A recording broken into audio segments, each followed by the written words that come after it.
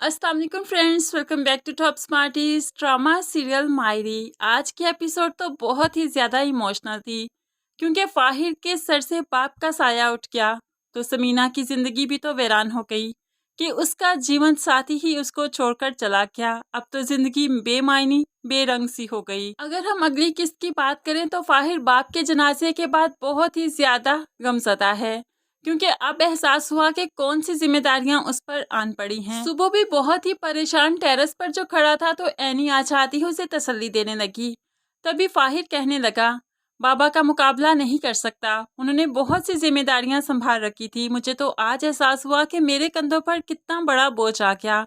तो एनी उसे तसल्ली देते हुए कहने लगी, जिंदगी ने बहुत पहले ही हमारे कंधों पर बोझ डाल दिया था, लेकिन ताया अबू के जाने के बाद ठीक तरह से एहसास हुआ कि आखिर वो बोझ था क्या। फाहिर जिसने अपने बाप की बीमारी को कभी सीरियसली लिया ही नहीं, आज बाप के जाने के बाद बहुत ही अकेला हो चुका है। अब जाकर वो मैच्योर भी हो जाएगा, अपनी जिम्मेदारियों को समझने लगेगा, अपनी बीवी को अपनी माँ को संभालेगा। समीना भी अपने कमरे की दीवार से टेक लगाए ज़ारों कतार रोती रही कि अब क्या करूंगी, मेरे तो जीने का मकसद ही खत्म हो गया। फाहिर इतना छोटा है, उस पर इतनी बड़ी बड़ी जिम्मेदारियां आ गई, आखिर वो इन जिम्मेदारियों को कैसे संभालेगा।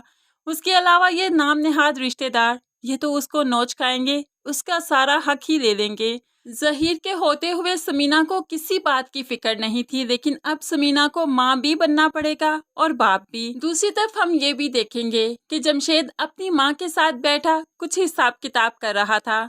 तभी माँ उससे पूछने लगी, अब तो खर्चे के पैसे मुझे नहीं देते तो किसे देते हो, क्या खुद रखते हो।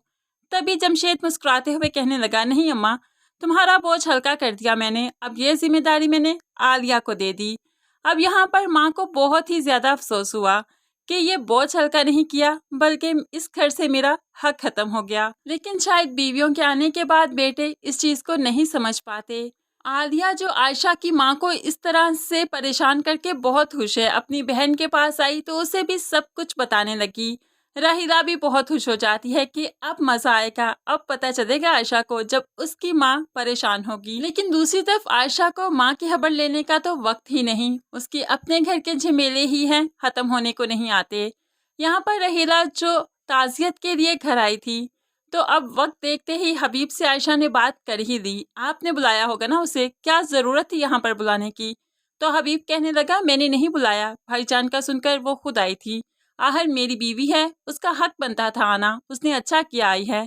आयशा तो ये सुनकर दंग रह गई, क्या मतलब है, क्या कहना चाहते हैं, आइंदा वो मुझे इस घर में नजर ना आए। लेकिन हबीब जो कि अब सारे फैसले खुद ही करेगा। पहले तो जहीर साहिब ने उसे रोक रखा था, लेकिन अब उसे रोकने वाला कोई नहीं, इसीलिए आयशा को सीधा सीधा सुना देता है, वो मेरी बीवी है, मैं जहाँ चाहे उसे रखूं, मैं उसे यहीं इसी घर में लेकर आऊंगा, मैं 2 घरों का खर्चा अफोर्ड नहीं कर सकता, उसे यहीं पर रहना होगा। अब तो आयशा और भी ज्यादा परेशान हो गई क्योंकि अब हबीब को समझाने वाला कोई नहीं, इसलिए आयशा अब एनी को बैठकर समझाने लगी, मेरी बात गौर से सुनो, तुम पर बहुत बड़ी जिम्मेदारी आ रही है। ये जो सभी रिश्तेदार है ना, तुम्हारा बाप और तुम्हारी पुफियाँ, ये सब कुछ तुम्हारा हिस्सा खाने के लालच में है, इन्हें सिर्फ तुम्हारी दौलत से ही गर्ज है। फाहिर को समझाओ, उसे संभालो और उसे कहो कि काम पर जाया करे, काम को आहिस्ता ही आहिस्ता समझे और सारा कारोबार अपने हाथ में करे। आयशा नहीं चाहती कि रहीला या फिर हबीब की बहनें ये सारा हिस्सा खाएं।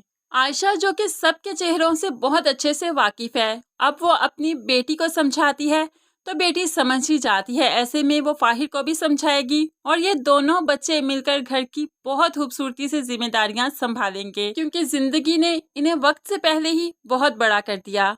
तो फ्रेंड्स, आने वाली एपिसोड का ये छोटा सा रिव्यू आपको कैसा लगा जरूर कमेंट्स में बताइएगा। मज़ीद वीडियोस के लिए चैनल को सब्सक्राइब करके साथ बेल नोटिफिकेशन जरूर प्रेस कीजिए ताकि आने वाली हर वीडियो आप आसानी से देख सकें। अल्लाह हाफिज।